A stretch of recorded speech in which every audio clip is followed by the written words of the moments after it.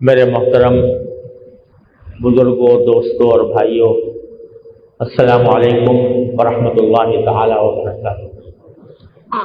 آج کی اس محفل میں میرے عزیز ساتھی نے جس آیت کریمہ کی تلاوت کی وہ یہی آیت تھی جو میں نے آپ کے سامنے پڑھی ہے۔ اس میں اللہ تبارک و تعالی نے ہم سب سے خطاب کرتے ہوئے یہ فرمایا ہے کہ تمہارے لیے اللہ کے رسول کی زندگی میں بہترین نمونہ ہے، یعنی ہم نے رسول کریم سرور دو عالم صلی اللہ علیہ وسلم کو اس دنیا میں اس لیے بھیجا کہ تمہارے سامنے ایک خوبصورت اسلامی زندگی کی ایک مثال آئے۔ اسوہ عربی زبان میں کہا جاتا ہے ایسے نمونے کو جس کی لوگ تقلید کریں، اس کو دیکھ کر اپنے حالات کی اصلاح کریں، اس جیسا بننے کی کوشش کریں، اس کو اسوہ کہتے ہیں۔ اور اللہ تبارک و تعالیٰ نے نبی کریم سرور دو عالم صلی اللہ علیہ وسلم کے اسوے کو، یعنی آپ کے نمونے کو، آپ کے طرز زندگی کو حسنہ کہا، اسوۃ حسنہ۔ یہ نمونہ ہے لیکن نمونہ بھی اچھا نمونہ۔ بعض اوقات نمونے ہوتے ہیں لیکن اچھے نہیں ہوتے ہیں، مثالیں ہوتی ہیں اچھی نہیں ہوتی، لیکن ہم نے تمہارے پاس نبی کریم صلی اللہ علیہ وسلم کو ایک بہترین نمونہ بنا کر بھیجا۔ کیوں؟ تاکہ تم ان کو دیکھ کر، ان کے انداز زندگی کو دیکھ کر، ان کے زندگی کے تمام شعبوں کو دیکھ کر اپنے آپ کو اس جیسا بنانے کی کوشش۔ یہ تھا رسول کریم صلی اللہ علیہ وسلم کی تشریف آوری کا اصل مقصد۔ اور جنہوں نے نبی کریم صلی اللہ علیہ وسلم کے اسوہ حسنہ کی پیروی کر کے اور اپنے آپ کو اس جیسا بنا کر دنیا کے سامنے اپنے آپ کو پیش کیا، تو انہوں نے 23 سال کی مختصر مدت میں ایک ایسا حسین انقلاب برپا کر دیا کہ پورے جزیرے عرب پر اسلام کا جھنڈا لہرا رہا تھا۔ اور وہ قوم جو قتل و غارت گری میں ڈوبی ہوئی تھی، جاہلیت کی قدیم رسموں میں جکڑی ہوئی تھی، جس کے معاشرے میں ایک دوسرے کا گلا کاٹنا، ایک دوسرے کا حق چوری کرنا اور آپس میں لڑائی جھگڑے کی ایک فضا پیدا کرنا، یہ اس معاشرے کی خصوصیات تھی۔ شراب نوشی عام تھی اور لوگ اس پر فخر کرتے تھے، اور اللہ بچائے بے حیائی، جس کو قرآن کریم میں جاہلیت اولیٰ سے تعبیر فرمایا، وہ عام تھی۔ زناکاری عام تھی، شراب نوشی عام تھی، قتل و غارت گری عام تھی، زندگی کے زخموں سے تعفن اٹھ رہا تھا۔ اس ماحول میں نبی کریم صلی اللہ علیہ وسلم تشریف لاتے ہیں تنے تنہا۔ جب آپ پر پہلی وحی نازل ہوئی غار حرا میں، اقرأ بسم ربک الذی خلق، تو آپ کے اوپر اس وقت کام کی مشکلات کا تصور کر کے جاڑا چڑھ گیا۔ واپس گھر میں تشریف لائے تو کہا کہ مجھے کمبل اڑاؤ، مجھے جاڑا لگ رہا ہے۔ جاڑا کس بات کا تھا؟ کہ اس ظلم و جہالت کی میں ڈوبی ہوئی انسانیت کو سنوارنے کا فریضہ آپ کو سونپا گیا۔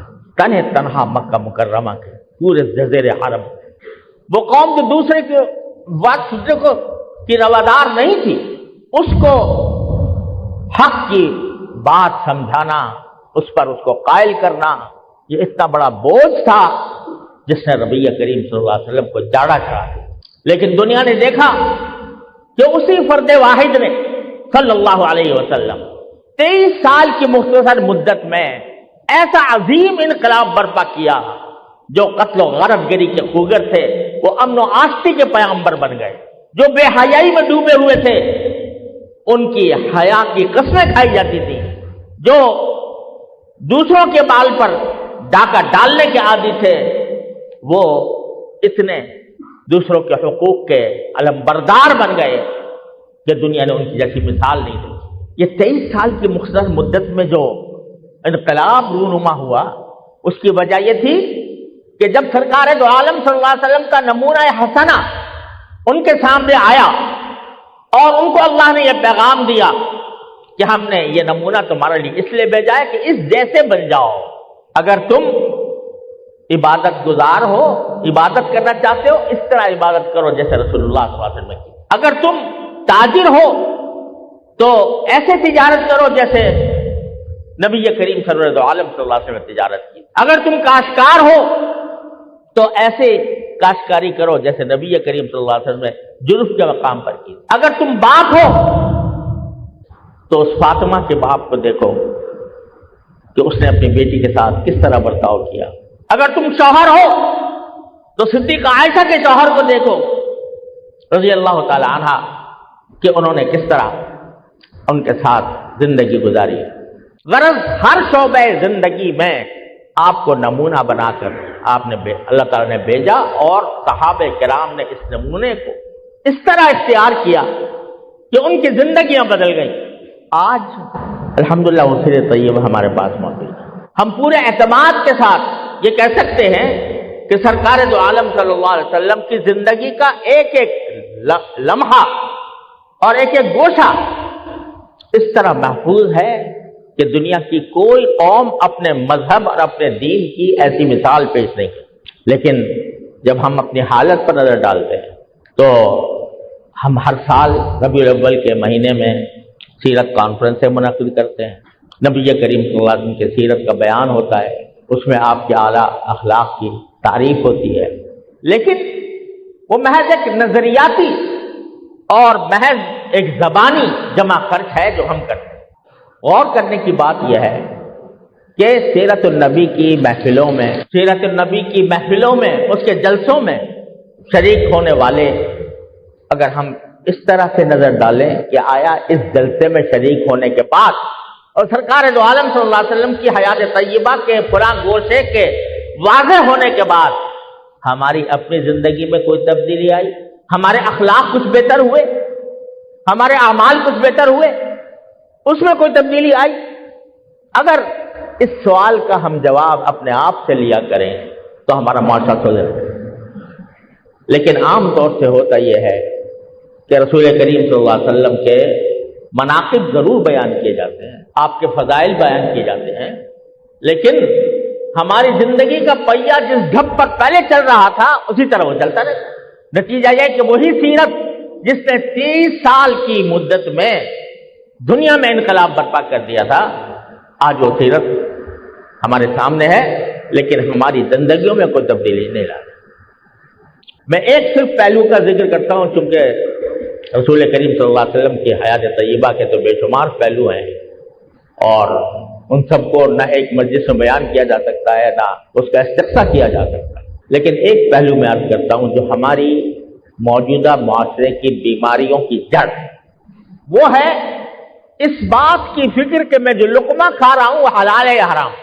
یہ تصور کہ جو میں کھانا کھا رہا ہوں یہ حلال طریقے سے مجھے ملا ہے یا حرام طریقے سے ملا ہے, اس کی فکر آج مفقود ہو گئی اور اس کے نتیجے میں حرام خوری کی ایک لامتناہی داستان ہے جو ہمارا معاشرہ بن گیا. یہ فکر نہیں ہے کہ میں جو آمدنی مجھے حاصل ہو رہی ہو جائز ذرائع سے ہو رہی ہے حرام طریقے سے. آج ہم کہتے ہیں کہ بھئی صبح شام ہم دعائیں کرتے ہیں, اے اللہ ہمارے ملک کے حالات کی اصلاح کر دے, اے اللہ ہمارے عالم اسلام کے حالات کی اصلاح کر دے, اے اللہ ہماری قوم کو ملت اسلامیہ کو سربلند فرما, لیکن دعائیں قبول نہیں ہو رہی.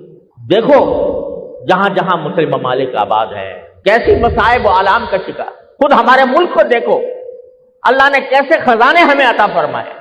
ہمارے ملک کے اندر اللہ تبارک و تعالیٰ نے وہ وسائل عطا فرمائے ہیں جو شاذ و نادر کسی ملک میں ہوتے. یہاں صحرا بھی ہیں, یہاں پہاڑ بھی ہیں, یہاں دریا بھی ہیں, یہاں معدنیات بھی ہیں, انسانوں کی بہترین صلاحیتیں یہاں پر موجود ہیں جنہوں نے جا کر دوسرے ملکوں کو جگمگایا ہوا ہے.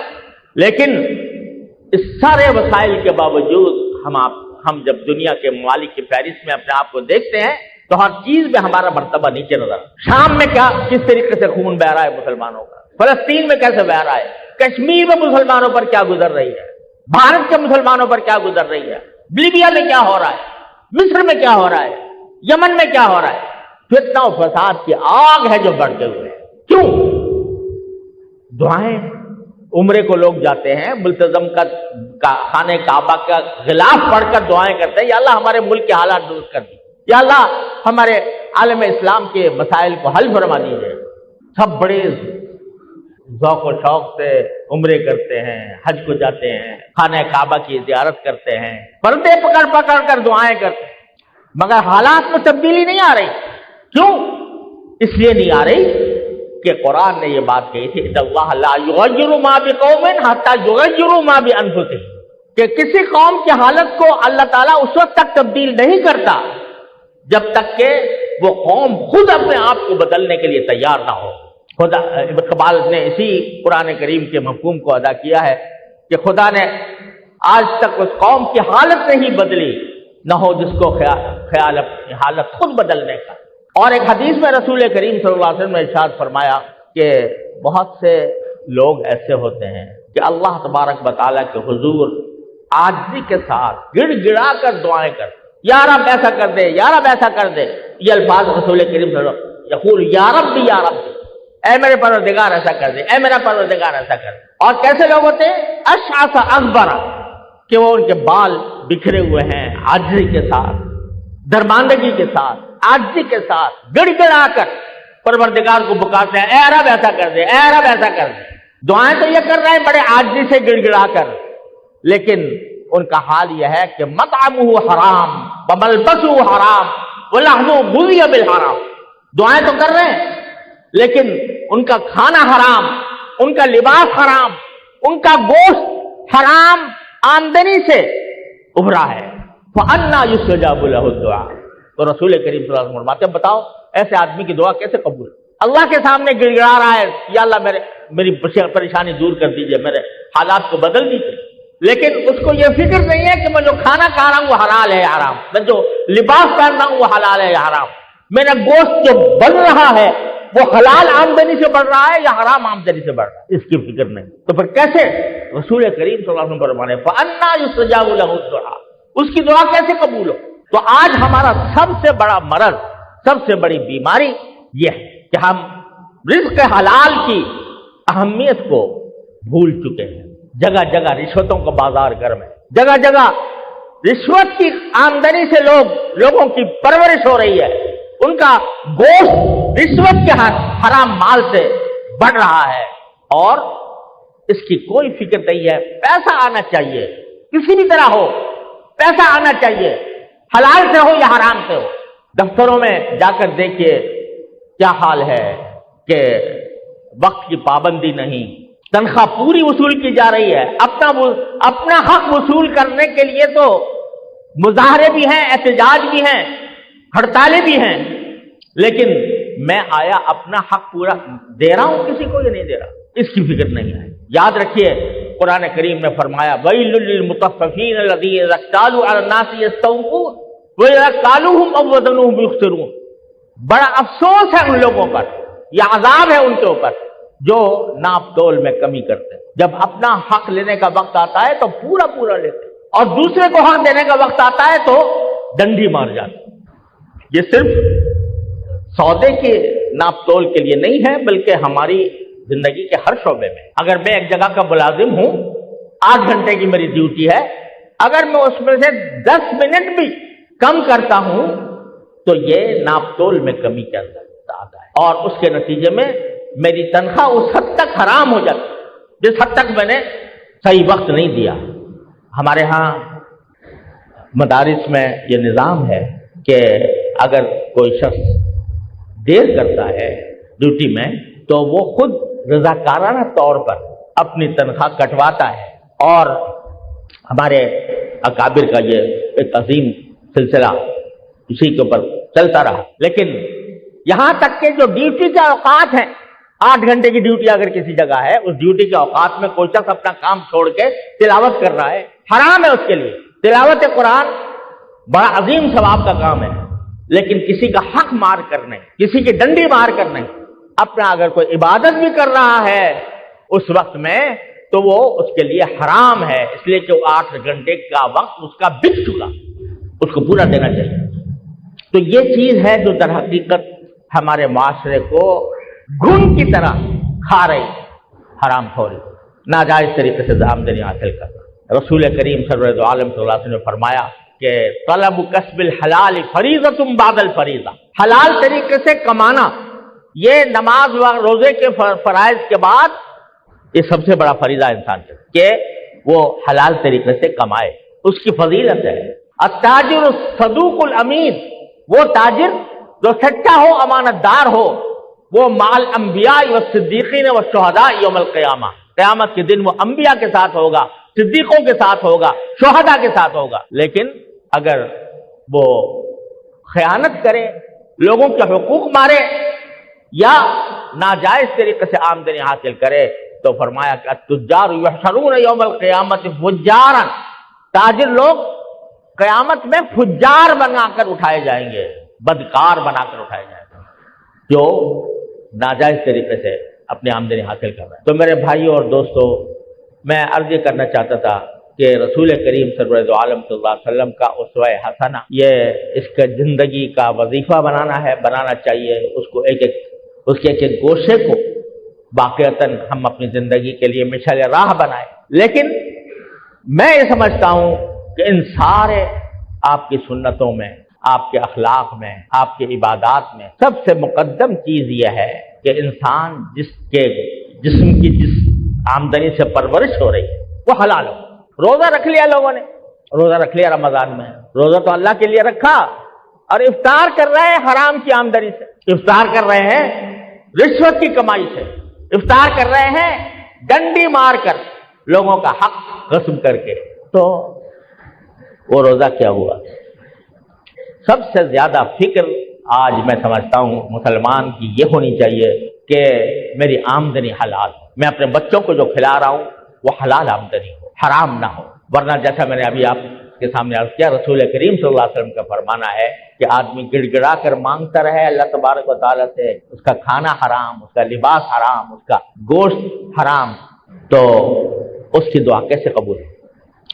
اگر یہی ایک پیغام ہم آج کی محفل میں سمجھ سکیں، اپنے دلوں میں اتار سکیں، اور اس بات کی فکر ہمارے اندر اللہ تعالیٰ پیدا فرما دے کہ ہم جو کچھ کمائیں گے وہ حلال طریقے سے کمائیں، تو میں سمجھتا ہوں کہ محفل کامیاب ہو انشاءاللہ۔ اور جو آیت پڑھی گئی تھی اس میں اللہ تبارک و تعالیٰ نے فرمایا کہ ہاں تمہارے لیے اللہ کے رسول کی زندگی میں بڑا بہترین نمونہ ہے، لیکن ساتھ ایک قید ہے، لمن کان یرجو اللہ والیوم الاخر، بہترین نمونہ اس کے لیے ہے جو اللہ سے لو لگائے ہوئے ہو اور یوم آخرت یعنی آخرت کا اس کے دل میں دھیان ہو کہ ایک وقت مجھے اللہ کے سامنے پیش ہونا، پتہ نہیں کس وقت موت آ جائے، ایک وقت مجھے اللہ کے سامنے پیش ہونا ہے، اور مجھے اپنی ایک ایک حرکت، نقل و حرکت کا جواب دے، زبان سے نکلے ہوئے الفاظ کا جواب دے، اپنی کمائی کا جواب دے۔ حدیث میں آتا ہے کہ رسول کریم صلی اللہ علیہ وسلم نے فرمایا کہ ابن آدم اس وقت تک آگے نہیں بڑھ سکے گا قیامت کے دن جب تک کہ 4 سوالوں کا جواب نہ دے۔ ایک سوال یہ ہوگا کہ تم نے جو آمدنی تمہارے حاصل ہوئی وہ کہاں سے تم نے حاصل کی اور کاہے میں خرچ کی، یہ سوال ہوگا۔ پورا ڈیٹا سامنے ہوگا، بالغ ہونے سے لے کر مرنے تک جو کچھ کمایا، ایک ایک پائی کا حساب موجود ہے اللہ تبارک و تعالیٰ کے پاس، پورا ڈیٹا موجود ہے۔ اگر آج کمپیوٹر ڈیٹا محفوظ کر لیتے ہیں تو اللہ تبارک و تعالیٰ نے کب سے یہ انتظام فرمایا، وہ ڈیٹا محفوظ ہے۔ جواب دینا ہوگا یہ جو تم نے 1000 روپے کمائے تھے یہ کہاں سے آئے۔ آج احتساب کا بڑا چرچا ہے، لیکن وہ احتساب ایسے عدالت کا ہوگا جس کے پاس ظلم کا گزر نہیں، وہ ایک ایک پائی کا حساب دینا ہوگا، کہاں سے پیسے حاصل کیے اور کاہے میں خرچ کیے، دونوں حساب، آمد اور خرچ، وہ سب تک کا حساب دینا ہوگا۔ اس وقت تک آگے نہیں بڑھ سکے گا بندہ۔ آج اللہ تعالیٰ ہمارے دلوں میں یہ فکر پیدا فرما دے، اے اللہ ہمارے دلوں کے ذریعے فکر پیدا فرما، حلال و حرام کی تمیز ہمارے دلوں میں پیدا فرما، اللہ تعالیٰ کے سامنے جواب دہی کا احساس ہمارے دلوں میں پیدا فرما۔ نبی کریم صلی اللہ علیہ وسلم کے سامنے کس منہ سے جائیں گے؟ حوض کوثر پر سرور دو عالم صلی اللہ علیہ وسلم اگر کوثر کی نہر سے پانی پلا رہے ہوں گے، کس منہ سے جائے اگر ہم حرام خوری میں مبتلا؟ تو اللہ تبارک و تعالیٰ اپنے فضل و کرم سے ہمیں اس کی توفیق عطا فرمائے۔ اے اللہ اپنے فضل و کرم سے ہمیں نبی کریم سرور دو عالم صلی اللہ علیہ وسلم کی سنتوں پر، آپ کی سیرت پر، آپ کے اخلاق پر، آپ کے عادات پر، آپ کے احکام پر عمل پیرا ہونے کی توفیق عطا فرما دے۔ وآخر دعوانا الحمدللہ۔